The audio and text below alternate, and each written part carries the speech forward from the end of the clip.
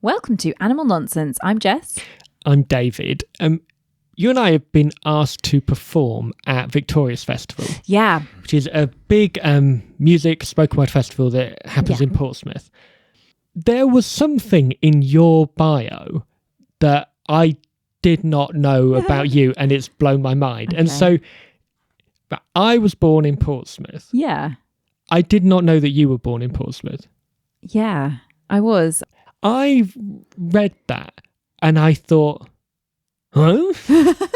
I just didn't know.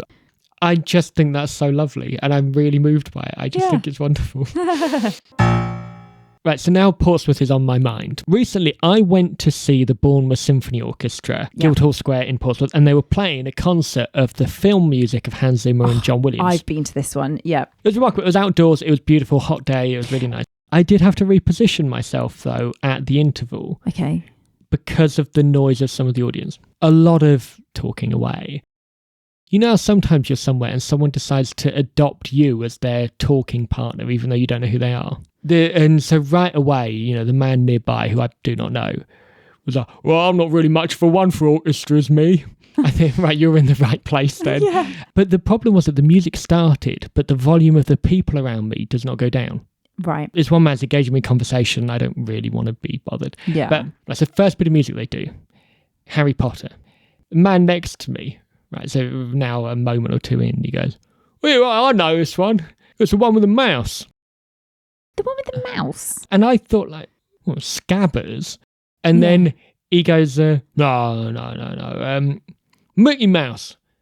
And I went, that's not Mickey Mouse. And I goes, Harry Potter.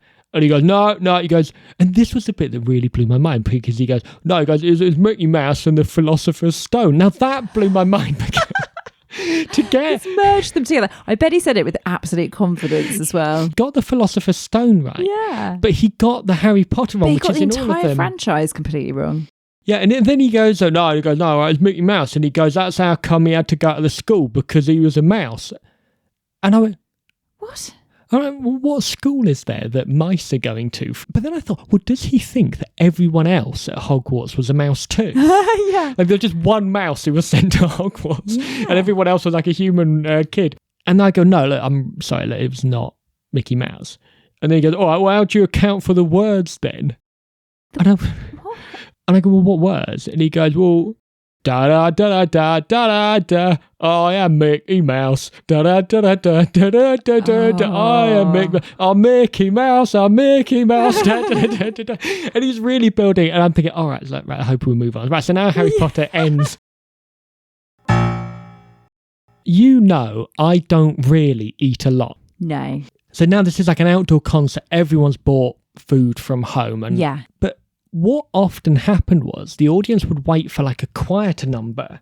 After a little while, the John Williams score for Schindler's List starts being played. And that was the moment where everyone around me was, have you got any more of them Scotch eggs, Mark? Like that's when everyone's food order took place during Schindler's List. I feel like if you are going to like open a packet or a can or something, do it during a really loud number so it can be drowned out. Or, I mean, ideally just don't do it or wait till during the applause. In the music. Yeah. And then, so now I'm getting into his sort of world a little bit. I enjoy, I'm a musician, so I really enjoy looking at orchestras play, particularly the string instruments. I like just following, like, what are their hands doing? How are they going about this? But then sometimes I can miss things because there's quite a bit of spectacle at the show. And partway through, right, they're playing the music to Jurassic Park. Yes. And there's an enormous response. And because I was like looking at the cellist, I didn't really know what it was. And then I looked to the side of the stage and like an enormous inflatable dinosaur had popped up at the side of the stage, like out the back, maybe 70 or 80 foot. Like it was huge, this dinosaur. But it didn't really look like a Jurassic Park type dinosaur. It was more like a kind of dino from the Flintstones look. Okay. But anyway, it goes up, right. Now the man, not been interested in any of the orchestra so far, but he loved an inflatable. Loved the dino, Oh, that is brilliant. Look at that. Look, right there, that is, I love that. So now he really misunderstands something and he goes, wait, look out there. There's a wasp. A wasp? So now I turn to the guy and I go, Right, it's not It's not a wasp. And now he's like a bit annoyed. He's like, oh, yeah, well, how'd you know? And then, of the many reasons I know that is a dinosaur and not a wasp, the one that I first thought of was, it's not got stripes. The music starts, and to be honest, I'm now paying more attention to this boat than I am to the music. Remember, all of it's music from the movies. And so when it comes on, generates a response. He turns to me, really deadpan, and he goes, well, who's a film who stars of one what looks like a E.T.? And he goes, is he going to be here? Like, no, he's not. He's not really. He's from a film. He goes, yeah, he probably doesn't like music. And I was like, yeah, that's right. Like, I'm not going to explain to him that like a fictional alien's not going to be there. It was one real example of the real Portsmouth in its element. Do you think there's a parallel universe somewhere where this guy is also on a podcast relaying this story from his point of view? This guy next to me, right, he reckoned he knew all about it. He said it wasn't a wasp. I was like, big wasp, biggest thing you've ever seen in your life. And he reckons it's not. He reckons it's a dinosaur. He didn't even know about that Mickey Mouse school. A reasonable response might have been to go, shh, and it might have been done with. I feel like he wouldn't have been done with. I feel like he wasn't someone to be shushed. Why, have you got a puncture or something, mate? The animal world, do not annoy them because they do not tolerate any nonsense. In an argument between a barracuda and a fairly aggressive shark like the great white, the barracuda might arguably have the edge. What, because it's more nimble? But more a real horrible ruthlessness. They vary between like a smallish barracuda might be 20 inches, a larger one might be 6.5 feet long. But they're scavengers and they're ambush predators. And the thing that taunts them is if they notice extraneous limbs of prey another killer has got. And so when they see swimmers, they quite often, like human swimmers, they quite often go for their legs because they think like a shark is carrying something big in its mouth and the legs are the bit it's just hanging loose. And that's like a real taunt to them. It's like, oh, look what I can catch and you can't, like you're rubbish. Right. And so they will attack the bit that they can see. But they also consume algae. How horrible is this, right? So not only will they attack with their quite sharp teeth, they consume an algae not for nutritional reasons, but because it contains a toxin which the barracuda can tolerate, but it's poisonous to humans and other mammals. Oh, so if you get bitten, do you have like a slow death by toxin? Well, it means that their bite would generate a response similar to the most extreme food poisoning, far beyond anything a human can imagine. It's instant. So if their prey was living, the food poisoning would be so bad it would utterly incapacitate them as they evacuated immediately on the spot, which would leave them vulnerable to attack. Oh my God. So don't mess with a barracuda. Also, that's my two absolute nightmares. A fish with massive teeth biting me and then a sick bug. All right, the female horsefly. It needs a blood meal to have the energy it needs to reproduce. So it must be blood. It can't be anything else. It does not approach its victim tentatively.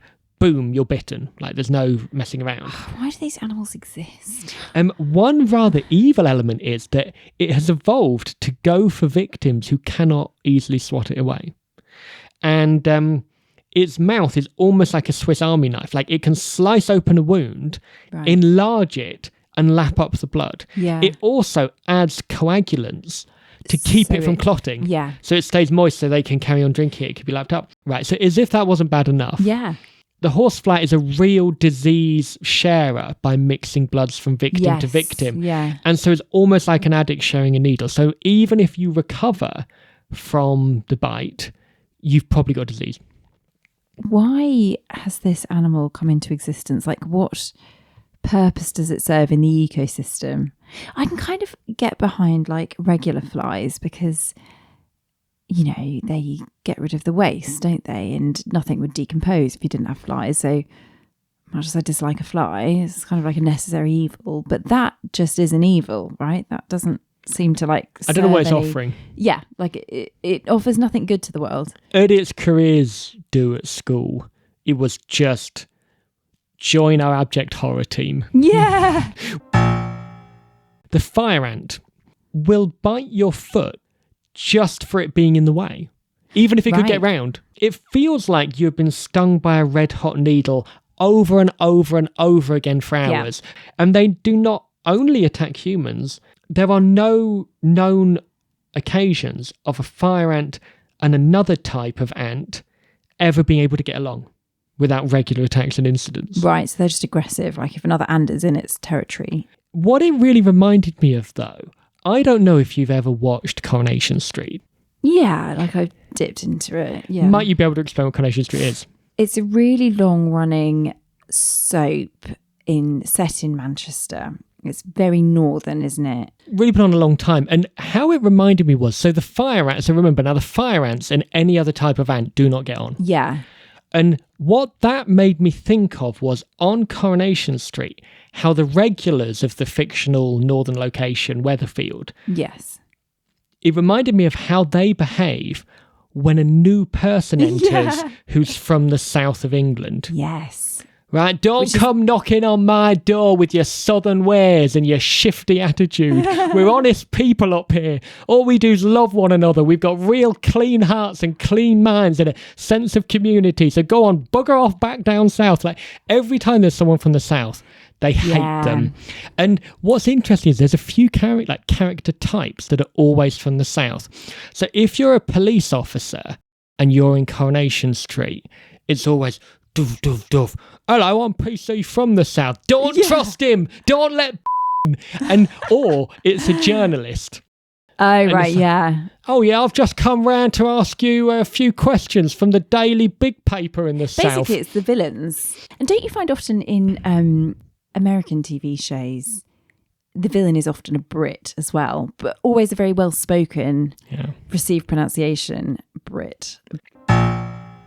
The ruby-throated hummingbird is one of the smallest birds they sound delightful. In North America. They're around 3.5 inches and weigh only 0.18 ounces. Yeah. Despite their size, they eat twice their weight in nectar and small insects daily. The reason is they have the highest metabolism relative to their body size of anything on Earth. Wow, okay. It means they must eat every 10 to 15 minutes and they are on edge. They're just permanently hungry. They burn the equivalent of 150,000 human calories every day just to operate because they flap their wings at 80 times a second to keep afloat. I mean, that's incredible when you think like, what do they say? A woman needs around about 2,000 calories and a man about 2,500. And you're saying they need 150,000, the equivalent. 150,000 calories. I mean, no wonder they need to eat such sweet, kind of calorie dense food just to hit those numbers, right? What animal do you believe holds the world record for eating more food relative to their body weight than any other animal on Earth? It is the caterpillars of the Polyphemus moth. It's important to note the caterpillars because the adult moth does not eat in the same manner because they do not have mouth parts. At all? So they don't have like a proboscis? Nope, nothing at all. So what do they do? Do they just they don't live that long. Yeah. And so like they eat everything while they're a caterpillar, do the transformation, have a bit put by, and then... I mean, isn't it wild to imagine starting your life as one creature and ending it as a completely different creature? Yeah. I know, it's not an experience many of us go through. No. Time for a good news roundup. Australian mammal the numbat has officially been upgraded from endangered to near threatened on the IUCN Red List, a step in the right direction for this rare marsupial. Josie, a lioness at Addo Elephant National Park in South Africa, was able to live to the age of 18, longer than the average lifespan of 14 or 15 years for a lion, despite being blind for the last 5 years of her life. Her 2 daughters ensured her survival by never leaving her side, guiding her and sharing their kills with her, showing the deep bond between animals. Welsh Parliament has passed the Member Accountability and Elections Bill. making it a criminal offence for candidates to lie or make deliberately misleading statements during election campaigns. The FDA has approved breakthrough eye drops that offer a temporary solution to presbyopia, which is an age-related long-sightedness. And finally, around 5,000 flamingo chicks hatched at Lake Tuz in Turkey more than 2 years. How do you say Turkey these days? Because they changed its name, didn't they? Oh, did they? Is it not Turkey? It's like Turkey. I'm not going to say that. It sounds like Torquay. Yeah. Which would be a really different story. Just go with Turkey. And finally, around 5,000 flamingo chicks hatched at Lake Tuz in Turkey, more than the last 2 years combined, and just 5 years after the salt lake nearly dried out completely. You've been listening to Animal Nonsense.